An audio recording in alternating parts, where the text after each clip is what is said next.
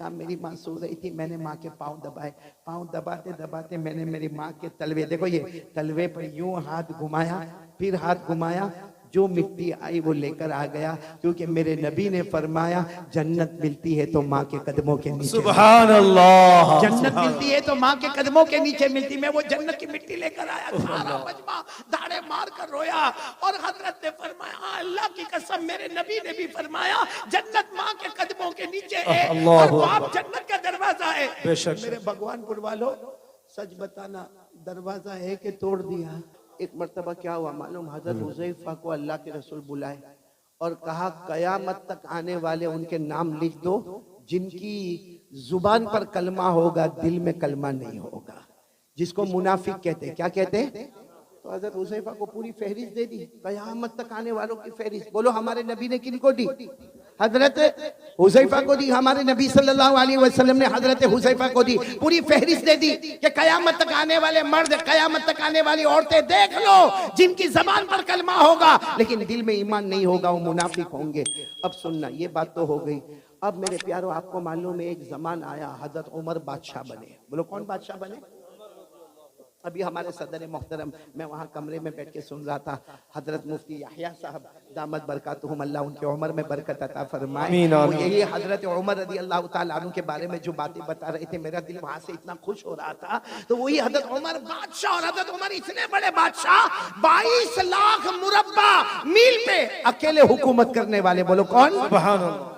और हजरत उमर के बारे में एक बात सुनोगे तो आपकी अकल हैरान होगी। हजरत उमर जब किसी गली में ऐसे दाखिल होते थे ना मदीना में, यहाँ से अल्लाह के रसूल सल्लल्लाहु अलैहि वसल्लम आते थे तो हमारे नबी मुस्कुराते थे। चलो एक मरतबा, दो मरतबा, तीन मरतबा, चार मरतबा, जब हजरत उमर यहाँ से आए और अल्लाह के रसूल आए तो अल्लाह के रसूल मुस्कुराए।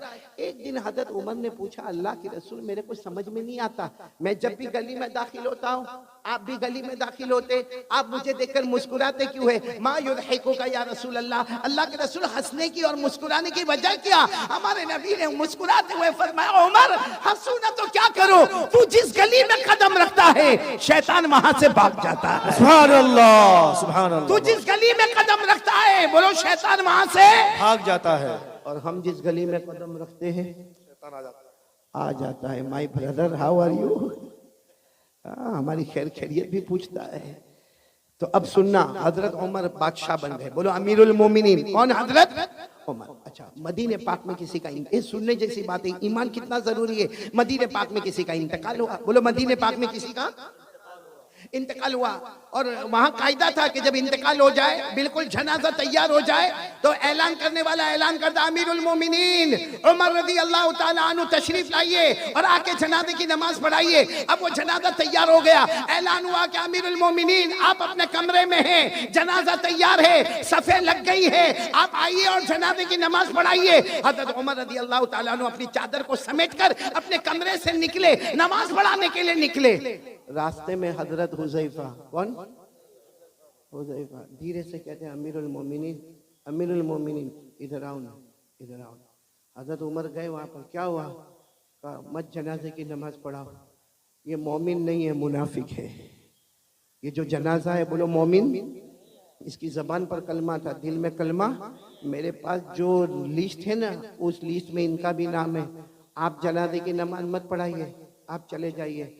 हजरत उमर वहां से दूसरी जगह चले गए और ऐलान कर दिया सल्लु अला साहिबिकुम, अरे कोई नमाज पढ़ा दो भाई, कोई जनाजे की नमाज पढ़ा दो, मैं जा रहा हूँ, कोई जनाजे की नमाज पढ़ा दो। ये कहकर हजरत उमर दूसरी गली में गए, किसी ने जनाजे की नमाज पढ़ाई। खैर वो जनाजा उठा, बोलो वो जनाजा उठा और लोग जाने लगे। जब हजरत हुज़ैफा जाने लगे तो हजरत उमर वो गली में खड़े थे, वहां से कहते हुज़ैफा इधर आओ। हजरत हुज़ैफा आए, कहा क्या हुआ अमीरुल मोमिनीन? हजरत हुज़ैफा कहते मेरे अल्लाह की कसम हजरत उमर की दाढ़ी मुबारक पर आंसू थे, यानी इतनी देर में इतना रोए थे कि दाढ़ी मुबारक भीग गई थी। हजरत हुज़ैफा ने कहा क्या हुआ? कहा वो जो जनाजे की नमाज नहीं पढ़ाई, क्योंकि उनका नाम वो लिस्ट में था जो मुनाफिक है, जिनकी दिल में कलमा नहीं है। तो हजरत हुज़ैफा ने कहा इसीलिए तो मैंने आपको कहा कि आप जनाजे की नमाज ना पढ़ाए। हजरत उमर ने रोते रोते कहा हुज़ैफा तुझे अल्लाह का वास्ता बता, मेरा नाम तो उसमें नहीं है, मुझे अल्लाह का वास्ता बता, मेरा उमर का नाम तो उसमें नहीं है। अल्लाह। कहीं मैं मुनाफिक तो नहीं हूँ? मेरी जबान पर कलमा है लेकिन मेरे दिल में कलमा अल्लाह ने छीन लिया है। ए हुज़ैफा बता दे। हुज़ैफा ने कहा नहीं नहीं, कहा नहीं, तू एक बार मुझे बता दे। हज़रत हुज़ैफा ने आखिर में कहा अल्लाह का वास्ता, अल्लाह की कसम, अमीरुल मोमिनीन उमर आपका नाम नहीं है। लेकिन हजरत हुज़ैफा कहते हजरत उमर वहीं घंटे खड़े रह के रोते गए और रोते रोते अपने घर गए। पता चला कि रात को खाना नहीं खाए, पूरी रात अल्लाह के सामने रोते रहे, अल्लाह मेरा ईमान बचा लेना, अल्लाह मेरा ईमान बचा लेना, अल्लाह मेरा ईमान बचा लेना। वो अमीरुल मोमिनीन हजरत उमर, वो अपने ईमान की फिक्र करे जिनके बारे में हमारे नबी ने फरमाया था, वो 10 सहाबा जिनको जन्नत की बशारत दी, उनमें कहा था उमर अंत फिल जन्ना, उमर तुम जन्नत में होंगे। वो उमर को तो अपने ईमान की फिक्र है। और मेरे भगवानपुर वालों, हम गुनाह पे गुनाह करें, हमारा ईमान कैसा होगा? और सबसे बड़ा गुनाह हमारा मोबाइल। ये क्या है? ये चारों तरफ क्या है? क्या है ये मोबाइल? गुनाह नहीं तो क्या है? क्या है मेरे प्यारों? चलो ये ठीक है, ये इस्लामिक है, ये बयान है, ये जायज है, लेकिन यही मोबाइल जब अकेले हमारे हाथ में होता है तो क्या बयान सुना जाता है? रात के 1 बजे क्या हमें कोई नज़म सुनना है? हम हमारे बेटे फिरदौस कमर की नज़म और नात को सुनते रात को 1 बजे। रात को 1 बजे कारी अहमद अली का बयान सुना जाता है। ठीक है, यहाँ इस वक्त ये मोबाइल जायज है, हलाल है, बिल्कुल सही है, सवाब है, लेकिन रात के 1 बजे जब वो नंगी औरत को मोबाइल में दिखाया जाता है, पीछे गाना बजता है और हम हमारे दोस्त को कहते हैं मेरे पास बहुत अच्छी क्लिप आई है, तुझे भी भेजता हूँ।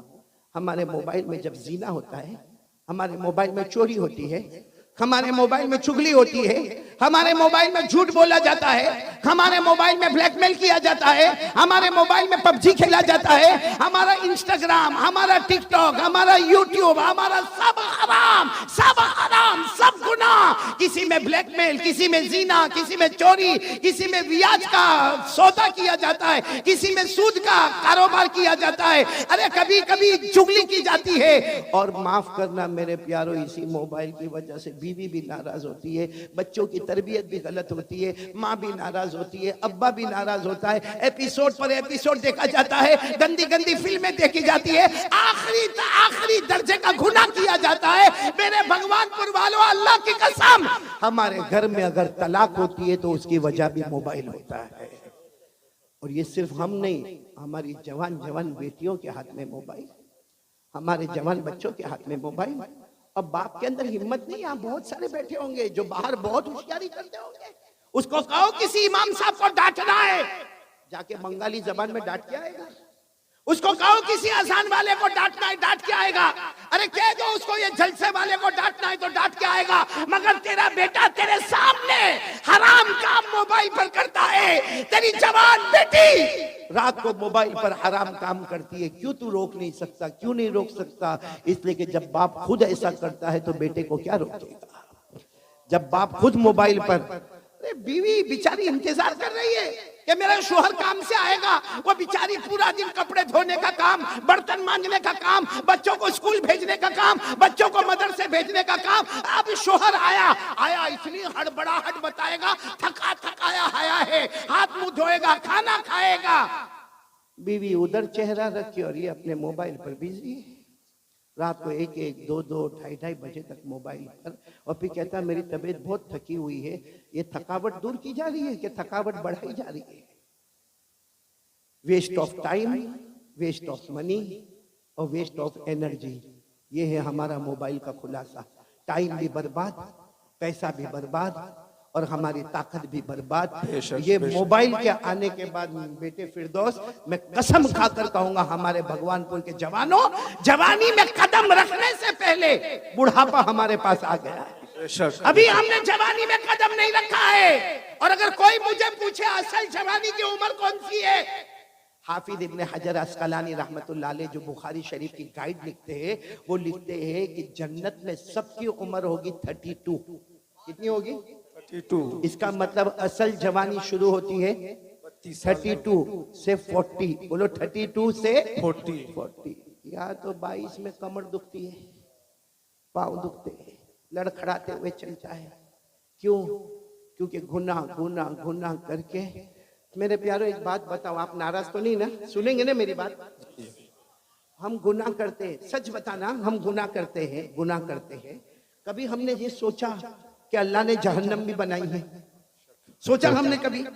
गुनाह करेगा भाई, आए जिना हो रहा है, हमारा कारोबार 101% हराम, हमारा सूद का कारोबार, हमारा ब्याज का कारोबार, हम दारू पिए, हम मटके चलाए, हम जुआ खेले, हजारों गुनाह करे, अल्लाह को हाजिर नाजिर रखकर बोलना खराब नहीं मानना। हमने कभी जहन्नम के बारे में सोचा? जी नहीं।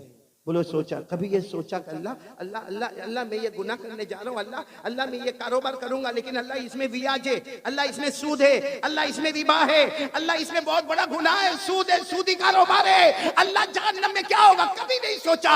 बस आने दो, पेट में आने दो, हलाल है तो भी आने दो, हराम है तो भी आने दो। दारू भी पीता गया, मटका भी खेलता गया, जुआ भी खेलता गया, मेरे दोस्तों अय्याशी करता गया।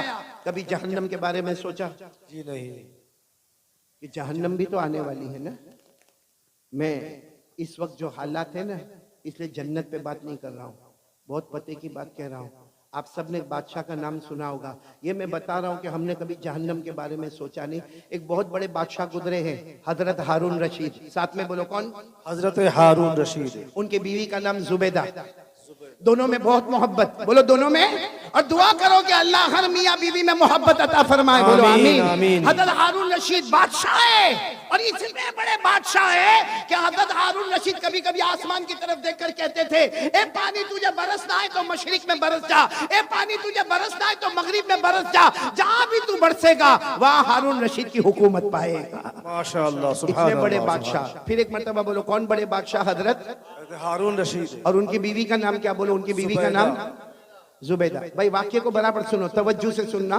तो भाई बादशाह है, एक दिन बीवी के साथ मशवरा होता है, चलो दरिया किनारे वॉकिंग, दरिया किनारे वॉकिंग, टहलने जावे, थोड़ा पाँव अलग अलग करे और थोड़ा जाए। तो बीवी की आदत होती है कि मैं थोड़ा तैयार होकर आती हूँ, आप थोड़ा आगे बढ़े। वो बीवी भी शरीयत की पाबंद, हिजाब वाली, पर्दे वाली, कहा मैं अपना पर्दा सही करके आती हूँ, आप आगे बढ़े। अब हजरत हारून रशीद आगे आ गया, और पीछे कौन आ रही है? बोलो बीवी जुबैदा। मामला क्या हुआ मालूम? हजरत हारून रशीद जा रहे, दरिया किनारे एक अल्लाह के वली बैठे हुए, बोलो सुभान अल्लाह। सुभान अल्लाह। अल्लाह के वली का नाम बहलूल, बोलो क्या नाम? बहलूल। हजरत बहलूल, बहलूल साथ में बोलो क्या नाम? हजरत हजरत बहलूल। अल्लाह के वली है, दुर्वेश है, एक फकीर है अल्लाह के वली। वो क्या कर रहे मालूम? हाथ में लकड़ी का टुकड़ा है, उसको रेत पे ऐसे ऐसे घुमा, रेत है ना, रेत जैसे जमीन, उस पे घुमा रहे। तो हजरत हारून रशीद दूर से समझ गए मजजूब आदमी है, अल्लाह का वली आदमी है। आए और आकर कहा अस्सलाम वालेकुम। वो हजरत बहलूल ने कहा वालेकुम अस्सलाम। तो हजरत हारून रशीद तो बादशाह से कहा ये क्या कर रहे हो, इस जमीन पे ऐसे लकड़ी से क्या कर रहे हो? कहा मैं घर बना रहा हूँ, बोलो सुभान अल्लाह। क्या बना रहा हूँ? घर बना रहा हूँ। तो हजरत हारून रशीद को मजाक सूझा, क्योंकि ये घर बना रहा है, ऐसे ऐसे गोल कोई लकड़ी घुमा के घर बनाता। तो हजरत हारून रशीद बादशाह थे, कहने लगे ये घर कोई खरीदेगा तो क्या मिलेगा? अल्लाह उसके बदले जन्नत दे देगा। माशाअल्लाह, सुभान अल्लाह। तो हारून रशीद ने कहा घर कितने का है? क्योंकि अभी तो बना भी नहीं है, खाली गोल गोल घुमा रहे हो, कितने का है? तो उसने कहा, हजरत बहलूल अल्लाह के वली ने कहा 1 दीनार। कितना? यानी एक सोने का टुकड़ा, जैसा हमारे यहाँ चांदी का सिक्का होता, सोने का टुकड़ा एक। तो हारून रशीद मुस्कुराते चले गए कि कैसी बेवकूफी की बात है, कितनी बेवकूफी की बात है। एक तो लकड़ी के जरिए से मिट्टी के ऊपर गोल गोल करना, और फिर कहने का घर बनाना, और उसके बदले में अल्लाह जन्नत देगा, और 1 दीनार देने का। हजरत हारून रशीद मुस्कुराते हुए चले गए। बोलो पीछे कौन आ रही थी? जुबैदा। वो आई, वो भी पहचान गए अल्लाह के वली, दूर से खड़े होकर कहा अस्सलाम वालेकुम। वो अल्लाह के वली नहीं, वो चेहरा उठाकर वालेकुम अस्सलाम। तो जुबैदा ने पूछा क्या कर रहे हो? कहा घर बना रहा हूँ। कहा ये घर बना रहे हो? कहा इसके बदले क्या मिलेगा? कहा जो ले लेगा उसको जन्नत मिलेगी। तो बीवी जुबैदा ने पूछा कितने का? कहा 1 दीनार। जुबैदा ने 1 दीनार दिया और आगे चली गई। हारून रशीद भी गए लेकिन दीनार दिया नहीं, और जुबैदा ने दीनार चले गए। वो जो टहलना था, वॉकिंग करना था, वॉकिंग की। बादशाह थे हारून रशीद, बादशाह थे, और जुबैदा यूं समझो कि एक रानी की तरह रहती थी। खैर दोनों रात को अपने महल में चले गए। हारून रशीद ने रात को ख्वाब में जन्नत देखा, बोलो सुभान अल्लाह। सुभान अल्लाह। ख्वाब में इतनी बड़ी जन्नत, याकूत, मरजान, लूलू, मोती, इतनी जबरदस्त जन्नत। और उस पर लिखा था हादिहिल जन्ना ली जुबैदा, ये जन्नत किसकी है? जुबैदा की। जुबैदा की है। तो हारून रशीद वो जब ख्वाब में देखा ना तो जन्नत की तरफ दौड़े दौड़े दौड़े दरवाजे पर गए और दरवाजे पर जाकर कहा जन्नत का दरवाजा खोलो। कुछ लोग आए, कहा तुम्हारी जन्नत नहीं है, तुम्हारी बीवी जुबैदा की जन्नत है। तो कहा मेरी बीवी की जन्नत है, मुझे मेरी बीवी की जन्नत देखना है। तो दरबार वाले कहा यहाँ मियाँ बीवी का मामला नहीं, ये जन्नत का मामला है, ये आखिरत का मामला है, यहाँ मियाँ बीवी के रिश्ते को नहीं देखा जाता। जाओ यहाँ से, जुबैदा आएगी तो अंदर जाएगी, बाकी तुम्हें जाने का कोई हक नहीं। हारून रशीद की आंख खुली, क्योंकि ख्वाब देख रहे थे। आंख खुली, घबरा गए कि मेरे को जन्नत में नहीं जाने दिया। किसकी जन्नत थी? बोलो ना, किसकी थी? तो बाजू में ही सोई थी। कौन? जुबैदा बीवी थी। उठाया, जुबैदा, जुबैदा उठो, जुबैदा उठो, जन्नत का मामला है, उठो। जुबैदा ने यूं आंख खोला, कहा क्यों उठाया? मैं आराम से अपने जन्नत में घूम रही थी। अरे मैं अपने जन्नत में घूम, कौन सी जन्नत में घूम रही थी? जो आज मैंने वो अल्लाह के वली से खरीदा, 1 दीनार में मैंने जन्नत खरीदा। तो हजरत हारून रशीद ने सर पे हाथ रखा, हाँ मैंने नहीं खरीदा, वो जन्नत तूने खरीद लिया। तो हारून रशीद ने कहा कोई बात नहीं, कल आइंदा कल देखेंगे क्या होता है। खैर दूसरा दिन आया। बोलो कौन सा दिन आया? दूसरा दिन आया। हजरत हारून रशीद फिर अपनी बीवी जुबैदा को लेकर चलो दरिया पे टहलने के लिए जावे, चलो वॉकिंग के लिए जावे। गए, सही में उसी जगह पर अल्लाह के वली को बैठा देखा, हजरत बहलूल को। वही लकड़ी है और वही क्या कर रहे, मिट्टी पर घुमा रहे। हजरत हारून रशीद आज तो बहुत अदब से गए, कहा अस्सलाम वालेकुम। कहा वालेकुम अस्सलाम। कहा क्या कर रहे हो? वो हजरत बहलूल ने कहा घर बना रहा हूँ। कहा क्या होगा? कहा जो खरीदेगा अल्लाह उसको जन्नत देगा, जो खरीदेगा अल्लाह उसको जन्नत देगा। तो हारून रशीद खुश हो गए कि चलो आज भी मामला हल हो जाएगा। कहा इसकी कीमत क्या है? कहा तुम्हारी पूरी बादशाहत, जितनी तुम्हारी बादशाहत है, मशरिक में, मगरिब में, शमाल में, जनूब में, जहां जहां तुम्हारी हुकूमत है, सब हुकूमत मुझे दे दो, ये जन्नत मिलेगी। तो हारून रशीद को ऐसी बादशाह थोड़ी दे दे। हारून रशीद गुस्से हुए और गुस्से होकर कहा कल तो इसकी कीमत 1 दीनार थी भाई, कल यस्टरडे इसकी कीमत 1 दीनार, आज पूरी बादशाह। कहा कल तुमने इसका चमत्कार नहीं देखा था, इसलिए उसकी कीमत 1 दीनार थी। अब तो जन्नत देख के आए हो और तुमको अंदर भी जाने नहीं दिया, तुमको ढकेल के बाहर निकाल दिया। तो जब बगैर देखे तुम आते, बगैर देखे आते तो 1 दीनार, अब देख लिया है तो उसकी अहमियत बढ़ गई, अब पूरी बादशाहत देनी होगी। ये कहकर हजरत बहलूल चले गए, हारून रशीद वापस आ गए। लेकिन मेरे दोस्तों, उलमाए किराम ने लिखा कि जन्नत देखा तो उसका इंपॉर्टेंस सामने आया।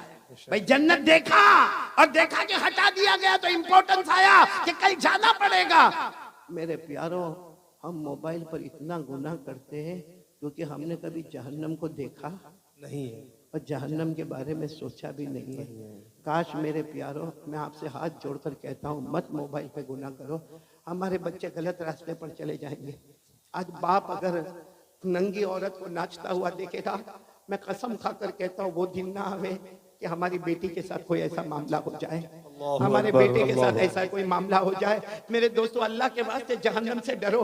अब ये वो जमाना आ गया है मेरे प्यारों, वो जमाना आ गया कि कयामत हमारे करीब से करीब आ रही है।